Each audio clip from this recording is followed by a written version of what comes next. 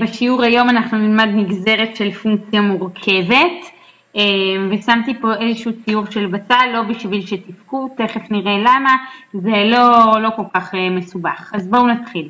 עד עכשיו גזרנו פונקציית פולינום, סכום של פונקציית פולינום, סכום מנה של פונקציות פולינום. ועכשיו נעבור לפונקציה מורכבת, שזה פעם ראשונה שאנחנו שומעים את המונח הזה, אז דבר ראשון אנחנו נגדיר וננסה להבין מהי פונקציה מורכבת. פונקציה מורכבת זה בעצם פונקציה בתוך פונקציה, כמו שבצל יש לו קליפה בתוך קליפה בתוך קליפה, ככה פונקציה שלנו, אנחנו נלמד רק שתי קליפות, היא תהיה פונקציה בתוך פונקציה. אם לדוגמה יש לנו את הפונקציה u שהיא מורכבת, שהיא x פלוס 1, והפונקציה v שהיא x בריבוע, פונקציה מורכבת, היא תהיה פונקציה בתוך פונקציה, יהיה לנו פונקציה שהיא תהיה פנימית, ניקח את x פלוס 1 להיות פונקציה פנימית, והפונקציה x בריבוע תהיה פונקציה חיצונית. ואם נרכיב את הפונקציה הפנימית x פלוס 1 בתוך הפונקציה x בריבוע, מה שנקבל זה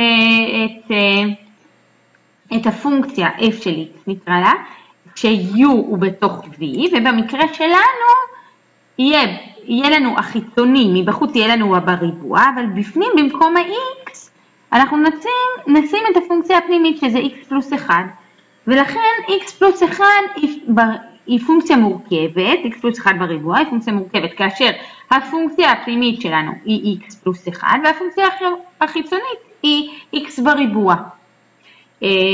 חלקכם תבואו ותגידו עכשיו מה היא רוצה שוב פעם, מה הבעיה? בואו נפתח פה נוסחת כפל מקוצר ונגזור את הפונקציה אחר כך כפונקציית פולינום.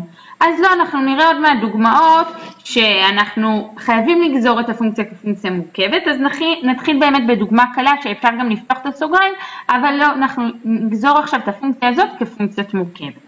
אז אחרי שהבנו מה זה פונקציה מורכבת, אנחנו נעבור לטכניקת הגזירה של פונקציה מורכבת. איך בעצם נגזור פונקציה מורכבת? איך נגדיר f תג של x שהיא מורכבת מ-v שבתוכה איזשהו u של x?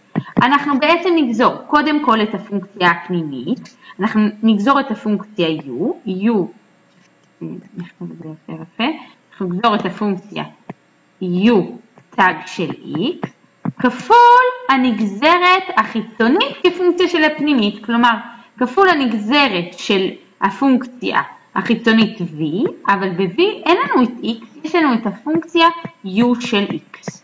אוקיי, זה מבחינת הנוסחה, ואולי זה לא מספיק ברור, אבל תכף זה יהיה מובן יותר.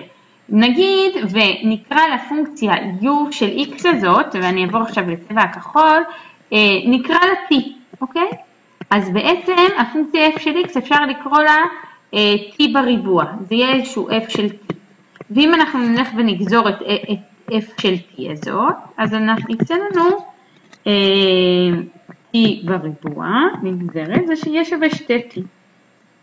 אבל 2t הוא אינו מספיק לנו, אז אנחנו במקום t אנחנו נציב את 2 כפול, במקום ה-t שלנו נציב x פלוס 1, כל זה היה בשביל הנגזרת החיצונית, כל זה כפול הנגזרת הפנימית, שזה בעצם כפול 1 שלא באמת צריך לכתוב את זה. אז הראיתי את זה גם עם להוסיף משתנה t, אבל לא חייבים להוסיף אותו, תכלס מה שצריך לעשות זה לגזור את הפונקציה הפנימית, במקרה שלנו זה לגזור את x פלוס 1, ואחר כך לגזור את הפונקציה החיצונית, אבל במקום לכתוב x בפנים כותבים את הפונקציה הפנימית.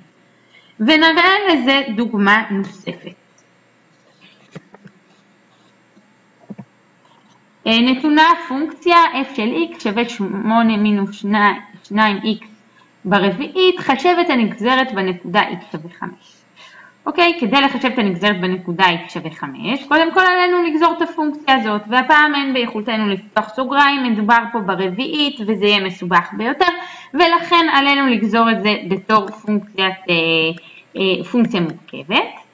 אז אנחנו נזכר, אמרנו f תג של x, אנחנו נגזור את זה בשתי דרגות, קליפה הנגזרת של הפונקציה הפנימית כפול הנגזרת של הפונקציה החיצונית כפונקציה של הפונקציה הפנימית. אז הנגזרת של הפונקציה הפנימית, כלומר 8 מינוס 2x היא הפנימית, וברביעית היא הפונקציה החיצונית, אז 8 מינוס 2x זה מינוס 2, הנגזרת לזה, כפול הנגזרת של הפונקציה החיצונית, שזה 4, תכף נראה מה נכתוב בתוך הסוגריים בשלישית, אבל בתוך הסוגריים האלה אנחנו לא רק נכתוב x, אלא נכתוב את כל הפונקציה הפנימית, שזה 8 מינוס 2x. ואם נכתוב את זה בצורה יותר יפה, זה מינוס 8 כפול 8 מינוס 2x בשלישית. אוקיי, ועד כאן הנגזרת של פונקציה מורכבת.